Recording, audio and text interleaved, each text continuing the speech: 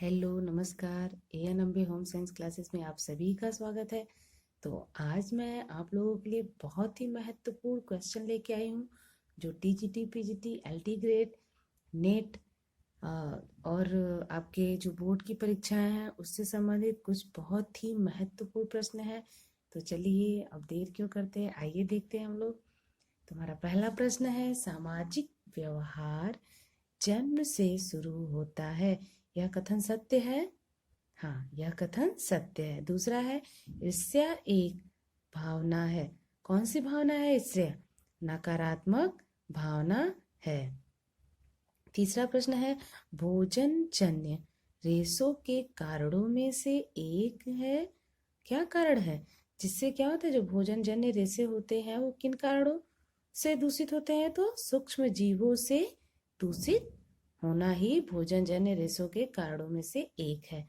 चौथा है, Mucor aspergillus और इरगॉट जैसे कवक और की सामान्य दूषक हैं। तो कवक के पास क्या होगा, फीता कृमि और वलय कृमि के सामान्य दूषक हैं। पांचवा प्रश्न है, ऊन अपनी लगभग कितनी मजबूती खो देता है जब गीला होता है? ठीक है, तो कितना खो देता है वो? 30%। यानी ऊन अपनी लगभग 30% मजबूती खो देती है जब गीली होती है। छठा प्रश्न है, रेशे बाल के जलने की बदबू देते हैं, कौन सा ऐसा रेशा है जो बाल के जैसे बदबू देता है जलने पर? तो प्रोटीन।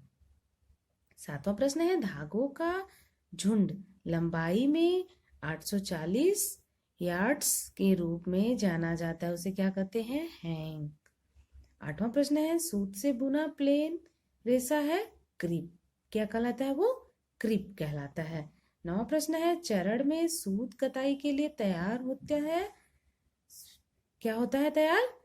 सिल्वर रिंग, ठीक है, स्लीवर रिंग।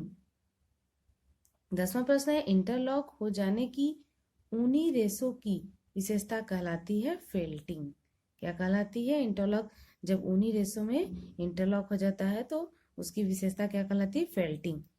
ढाका मसलिन बुने हुए पैटर्न के साथ किस नाम से जाने जाते हैं? तो जामदानी नाम से जाने जाते हैं।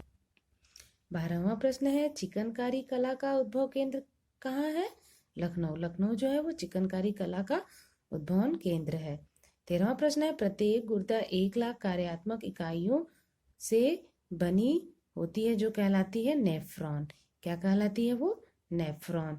रेबीज को क्या कहते हैं? रेबीज को जल भय भी कहते हैं, क्योंकि जब बिजली तड़कती है, बारिश होता है या पानी में जिनको भी कुत्ते काट लेते हैं और वो अगर इंजेक्शन नहीं लगवाते हैं तो उनको जल भय होता है, ठीक है, तो उसको रेबीज को जल भय भी कहते हैं। 15वां प्रश्न है, गर्भावस्था के प्रथम 3 माह ट्राइमेस्टर कहलाते, क्या कहलाते हैं वो? प्रथम ट्राइमेस्टर कहलाते हैं।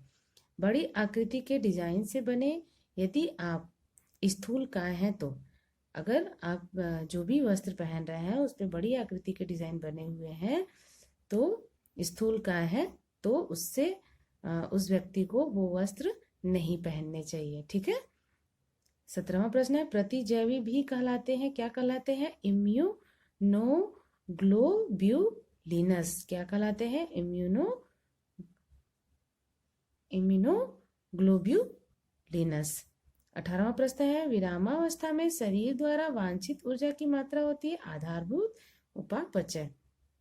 19वां है, घरेलू शर्करा के लिए वैज्ञानिक नाम है, क्या नाम है? डेक्सट्रोज।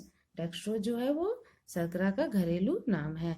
20वां प्रश्न है, पेलाग्रा की कमी होती है, मैंने आप लोग को विटामिन से संबंधित एक वीडियो डाला है, तो उसमें मैं बताई थी आप लोग को, सारी बीमारियों के नाम बताए थे जो भी विटामिन की कमी से होते हैं। तो पेलाग्रा जो होता है वो नायसिन की कमी से होता है। 21वां है, हीमोग्लोबिन बनने के लिए किसकी आवश्यकता होती है? लोहा की आवश्यकता होती है। 22वां प्रश्न है, फलों और सब्जियों को उबलते जल या भाप में कुछ देर गर्म करने की विधि क्या कहलाता है? ब्लॉचिंग कहलाता है।